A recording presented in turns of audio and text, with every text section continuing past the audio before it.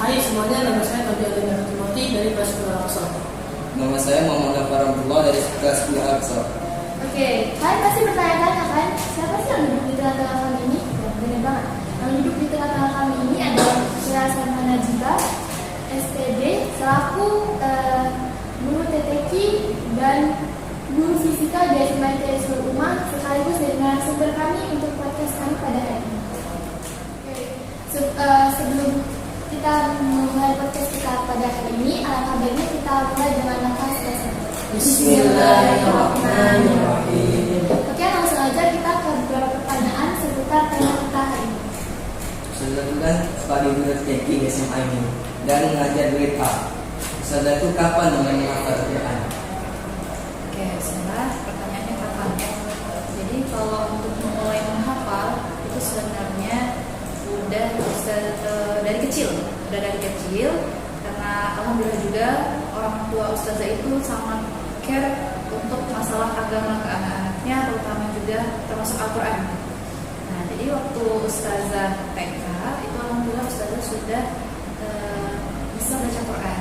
Nah, di SD itu sudah mulai diperkenalkan kayak surah-surah pendek. Surah-surah pendek ini maksudnya diperkenalkan untuk menghafal Quran.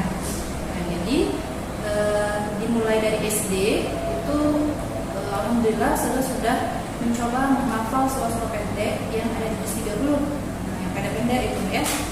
Tapi seiring berjalannya waktu dengan tambahnya kesibukan sebagai anak SMP gitu ya, siswa SMP, SMA.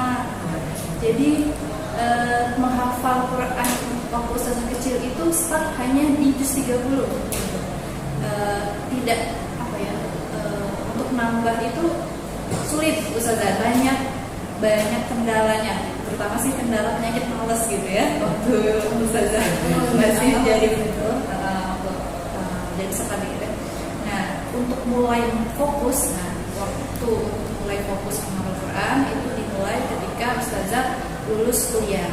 Nah, jadi saat itu ustazah sudah wisuda S1, ustazah memutuskan untuk fokus menghafal Quran. Oke, Ustazah, kita lanjut ke pertanyaan selanjutnya. Ustazah bilang kok Ustazah mulai menghafal lagi itu pas Ustazah lulus kuliah.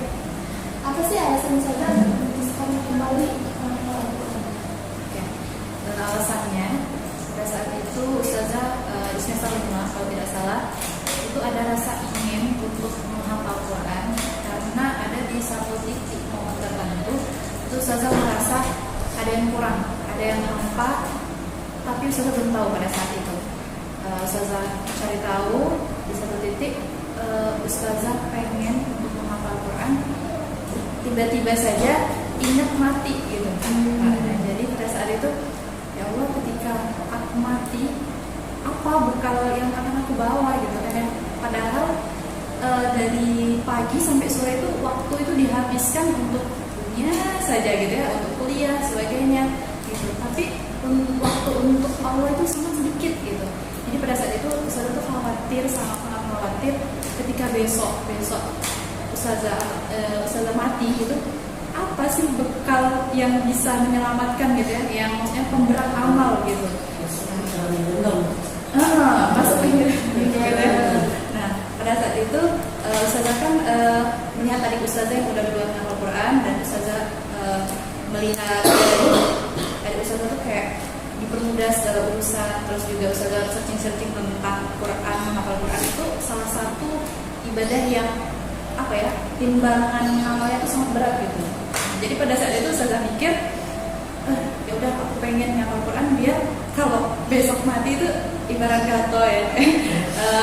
Banyak timbangan hafalannya, maksudnya tuh timbangan amal itu agak berat karena prosesnya lagi menghafal gitu. Pada saat itu ustazah pikirannya masih, ya random tadi gitu ya, belum banyak. Jadi udah mulai tertarik ya.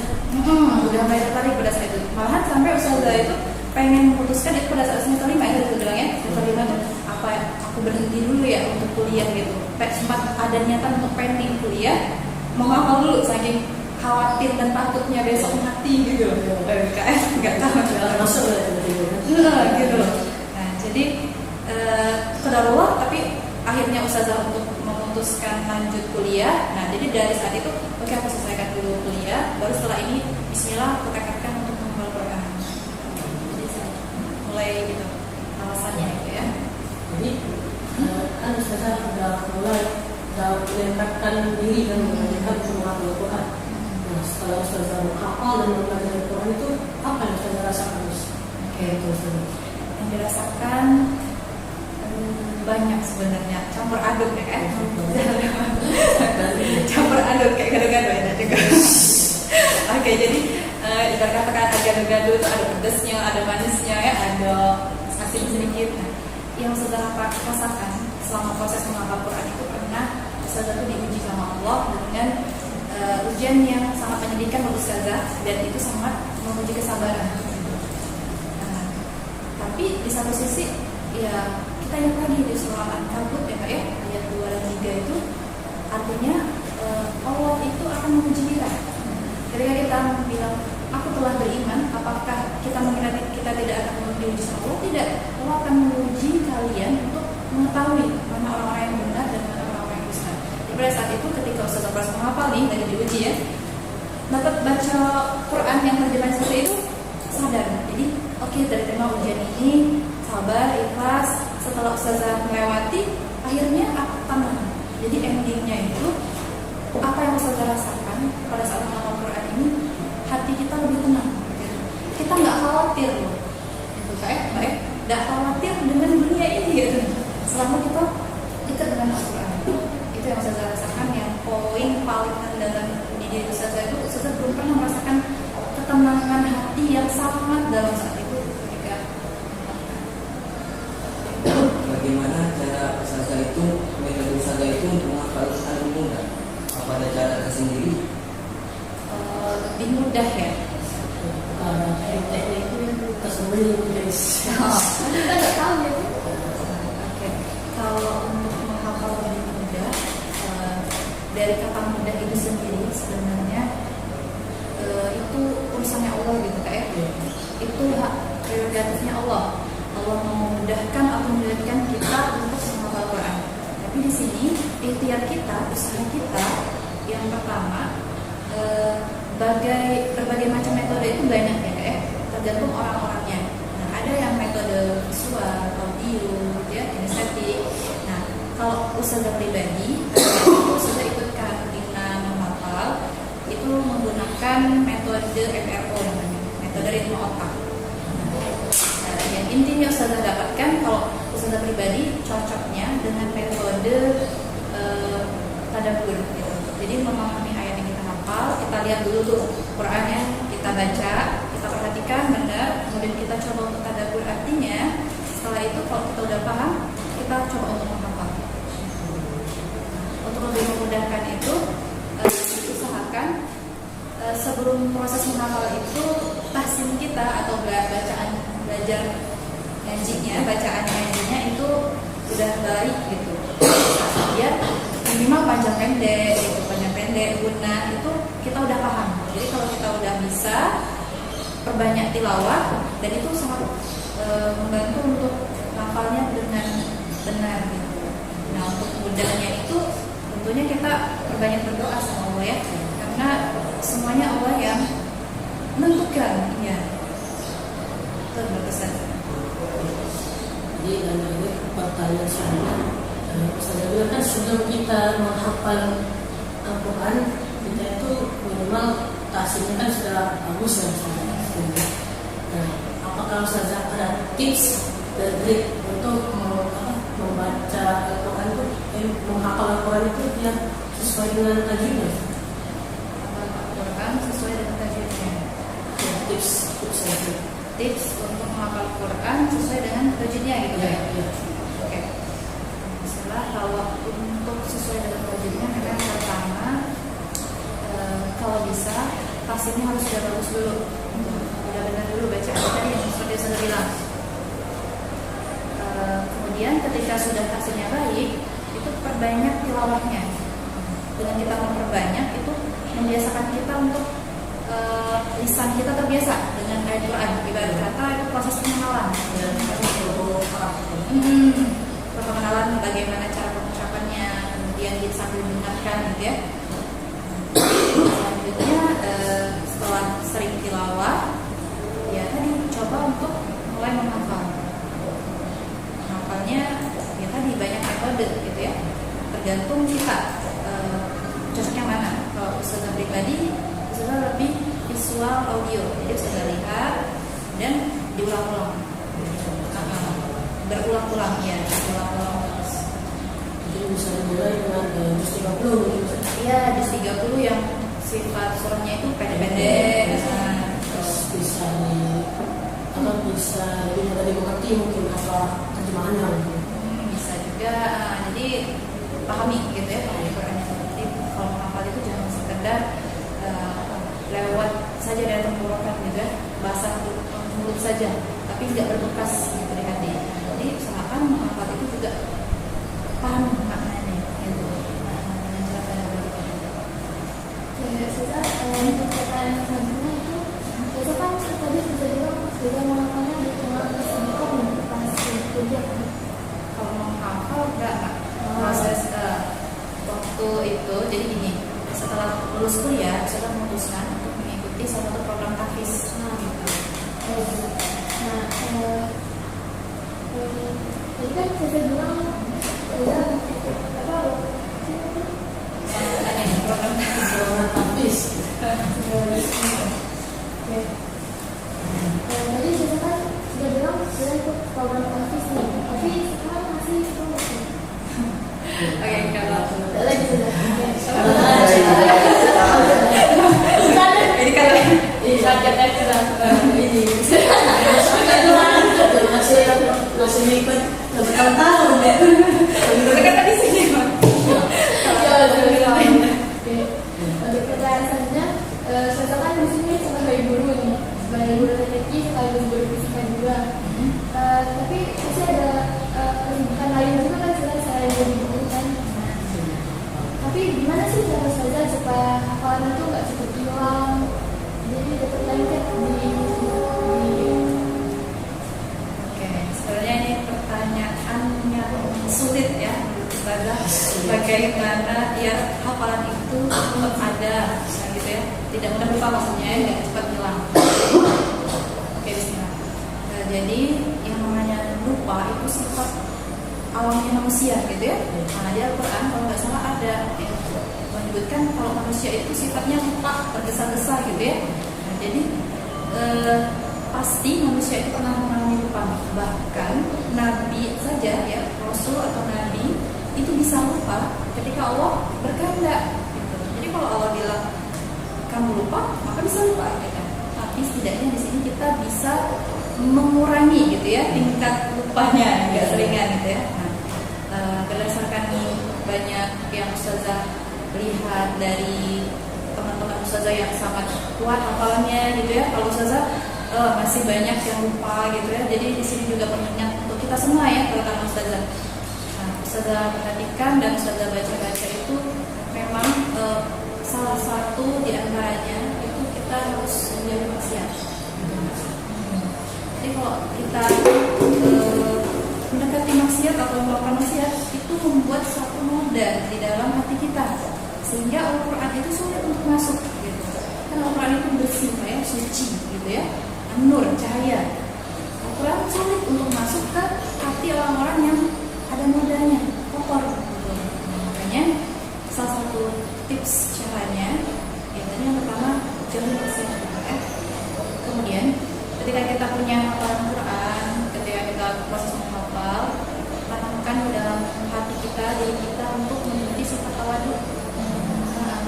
Jadi kita jangan sampai ada penyakit hati sombong.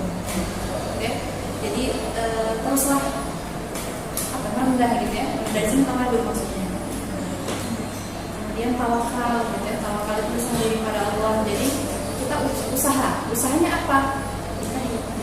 munajat, kemudian kita tawadhu, dan jangan lupa juga untuk murojaah. Ya, jadi kalau secara teknis tipsnya biar nggak cepat atau sering lupa, memang harus ada pengulangan terus gitu, murojaah. Nah, jadi di salah satu buku yang pernah kita baca itu hafalan secepat air ya. Kenapa dibilang hafalan secepat air? Kok bisa secepat air gitu ya? Kalau air itu kan terus mengalir terus ke bawah ya, ke arah bawah. Nah, kenapa air ke bawah? Karena dia nggak akan bisa, air itu kan nggak akan bisa naik ke tempat yang tinggi. Kalau yang tinggi itu gagal. Nah, filosofinya kalau kita semakin sombong gitu ya, hafalan itu kan hilang gitu. Maka hafalan selancar air itu kita harus merendah terus. Nah, kemudian manfaatkan waktu untuk murojaah. Jadi balik lagi ke sifat air tadi untuk murojaah gitu ya. Pernah sudah baca di salah satu buku yang sangat menyentuh dan kena ustazah gitu ya. Bukunya seperti ini. Keberkahan itu tidak akan pernah mendatangi siapapun yang mencari waktu luangnya untuk mengulang hafalannya. Tapi keberkahan itu akan menghampiri siapapun yang meluangkan waktunya untuk mengulang hafalannya. Itu. Jadi maksudnya di sini setiap waktu kita usahakan ada waktu murojaah. Sebenarnya ini PR untuk ustazah pribadi juga. Dan jadi di sini kita sama-sama saling mengingatkan gitu ya kan? Jadi menyempatkan waktu sebenarnya. Lanjut pertanyaan selanjutnya. Menurut ustazah, apa keuntungan dari menghafal Quran dan mempelajari ilmu Al-Quran? Yang pasti Al-Quran ini kan pedoman hidup gitu ya, pedoman hidup. Jadi semua solusi permasalahan hidup sebenarnya ada semua di Al-Quran. Jadi langkah awal kita tadi pertama ya menghafal, mulai dengan menghafal. Tapi bukan hanya sekedar menghafal, kita juga pahami ya. Boleh sekali-kali kita baca tafsirnya gitu, biar kita paham maksudnya apa. Dia bisa Quran ini jadi pedoman hidup kita. Itu yang pertama. Keuntungannya semua ada solusinya di dalam Al-Quran. Kemudian yang bisa saya rasakan nih Kak ya, ketika kita berjuang dengan Quran, berusaha terus berinteraksi dengan Quran, itu urusan dunia itu Allah permudah. Yang paling terpenting tadi itu hati kita menjadi tenang ya. Hati kita tenang sembari kita memperbaiki akhlak gitu ya. Karena ketika kita dekat dengan Quran itu ketika hati kita tenang, insya Allah akhlaknya pun baik gitu. Kan Rasulullah itu diutus sama Allah itu untuk memperbaiki akhlak ya, memperbaiki akhlak. Jadi benar. Jadi itu tadi ketika kita dekat Quran, keuntungannya ini bisa memperbaiki akhlak kita. Hati tenang, memperbaiki akhlak, menjadi pedoman hidup gitu ya. Dan urusan itu insya Allah mudah. Jadi lanjut ke ini ke terakhir ya. Jika ustazah itu ketika proses menghafal Al-Quran, kadang mungkin terselip pikiran lain. Pertanyaan ini hal inspiratif apa yang hal inspiratif saat ustazah proses menghafal Al-Quran? Inspiratif saat Proses menghafal Al-Quran. Iya, kalau motivasi tadi ya di awal tadi Mbak ya Ustazah mulai menghafal itu karena Ustazah takut mati itu karena bekalnya belum banyak gitu ya. Nah, oh ya sekilas Ustazah tambahkan. Jadi pada saat itu kan Ustazah masih frame-nya itu masih sempit gitu ya. Nah jadi padahal setiap yang kita lakukan di dunia ini ya, misalnya kalian pergi ke sekolah, kita belajar, kita kuliah itu, ketika kita niatnya ibadah gitu ya, kita belajar untuk ibadah dengan Allah, kepada Allah, itu tidak akan sia-sia. Frame Ustazah pada saat itu masih sempit. Ustazah mengira pada saat itu tidak dinilai kayak gitu. Usaha belajar malam, kuliah segala macam itu ya. Padahal ketika kita memulainya dengan niat untuk beribadah kepada Allah, itu bisa jadi bekal gitu ya. Jadi jangan sampai kalian mengira berarti menghafal Quran lah kalau cek itu tidak perlu belajar, tidak perlu ini, tidak, ya salah gitu ya. Jadi itu yang perlu saya luruskan di sini ya. Nah, untuk hal inspiratif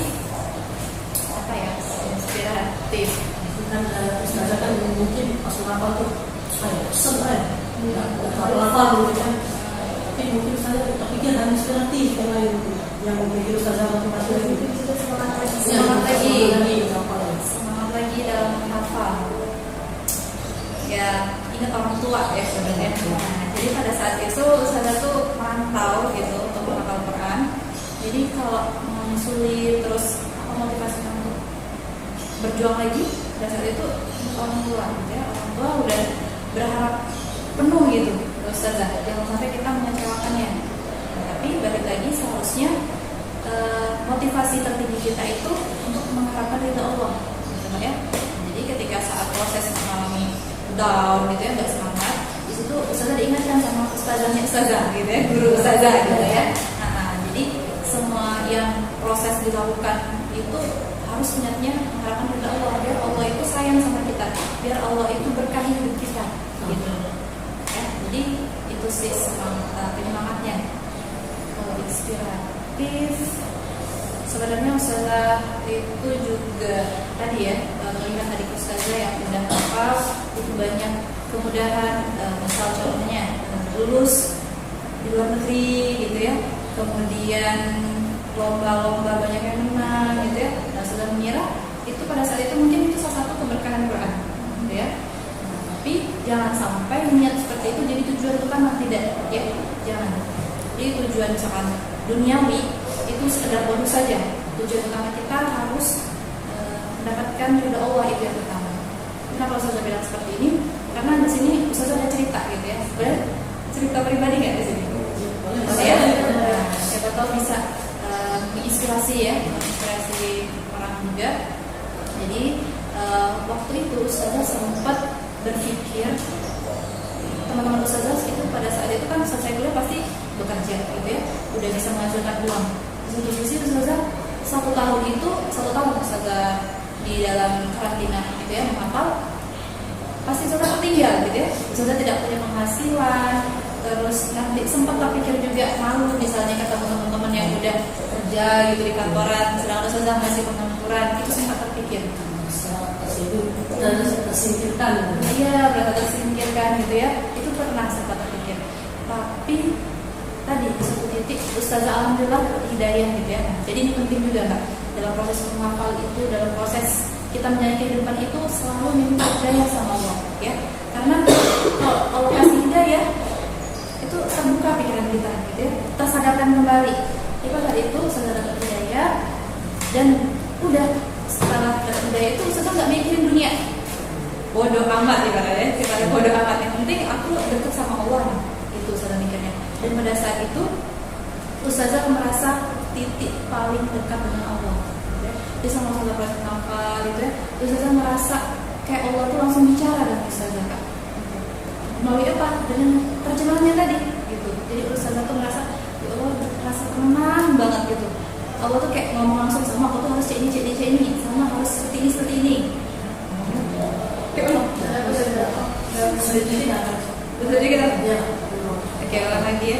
Udah pasti Lanjut. Oke, jadi bahasanya ada sedikit ya. Saya itu bukan bahasa. Nah, jadi saat itu ketika Ustazah fokus nggak mikirin dunia, justru dunia yang deketin Ustazah. Gitu loh Kak. Contohnya apa? Jadi pada saat Ustazah belum selesai menghafal, itu ada tawaran alhamdulillah untuk umroh. Ya, jadi dari saat itu Allah apa ya? Padahal nggak terpikirkan pengen umroh setelah ini atau apapun itu ya. Tapi Allah kasih gitu.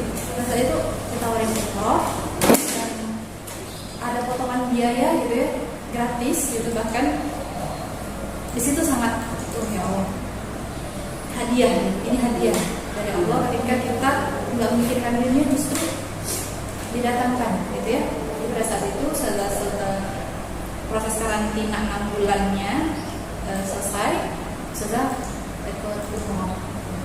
Nah, tidak berhenti di situ Kak, ternyata banyak lagi kejutan-kejutan yang Allah hadirkan. Pada saat itu kan itu posisinya 6 bulan menghafal, sudah 6 bulan pengabdian. Pengabdian itu sudah gantian menjadi gurunya gitu. Karena ada murid baru lagi. Nah, setelah akhir masa pengabdian itu timbul lagi rasa cemas, khawatir setelah di bulan apa itu ya, di bulan 11 lah ya, di bulan 11 itu kan 12 terakhir di masa pengabdian. Di bulan 11 itu berpikir setelah ini mau apa ya, enggak apa ya, maksudnya tuh teman-teman ustazah itu yang jadi guru juga di sana itu sudah di booking sama rumah Quran yang ada di Jawa gitu. Jadi nanti setelah ini kamu kerja di sini ya, jadi guru Quran di sini ya. Terus yang kan ada 4 tuh, salah satunya yang sendiri nggak ada tawaran pada saat itu. Jadi 3-nya ini nanti kamu ngajar di SMA IT ini Jakarta, kamu di SMP ini, kamu di rumah Quran ini. Nah di situ ustazah sendiri yang nggak ada tawaran. Tapi ustazah ingat lagi, tujuan utama bukan untuk ini, kan ya? Tawakal gitu, saat itu sudah tawakal. Dan apa yang terjadi sebelum masa selesai pengabdian, ustazah ada tawaran untuk mengajar di Malaysia. Nah, itu jadi ya Allah, kok ya Allah ada ya ketika kita tawakal tadi, ya mengharapkan Allah saja, Allah yang maha mengatur gitu ya. Jadi ada saja. Pada saat itu ustazah tawaran untuk mengajar di Malaysia dan selesai masa pengabdian, ya ustazah menginjakkan lagi kembali tanah di Sumsel. Besoknya, jadi ustazah tuh cuma 1 hari 1 malam di rumah. Besoknya ustazah sudah harus terbang ke Malaysia langsung untuk ditawarin ngajar di Malaysia. Jadi itu ya. Dan pada saat itu teman-teman ustazah ternyata yang 3 tadi di pending gitu ya, belum. Jadi di sini sudah ya Allah, yang tadinya ustazah yang paling terakhir cemas gitu ya, nggak ada kerjaan, tapi endingnya tuh kalau ustazah duluan yang dikasih kesempatan untuk mengabdi di tempat lain gitu ya. Nah dari situ saya sangat yakin ketika kita berharapnya cuma sama Allah gitu loh ya, Allah mudahkan semuanya ya. Jadi malahan pada saat itu bisa keluar negeri ustazah. Jadi di Malaysia sudah mendapatkan pengalaman tentang Quran yang lain ya, semangat Quran dari anak Malaysia. Itu sedikit cerita. Jadi kesimpulannya ternyata Al-Quran itu banyak sekali ya benarnya, banyak ya, bahkan di akhirat. Iya.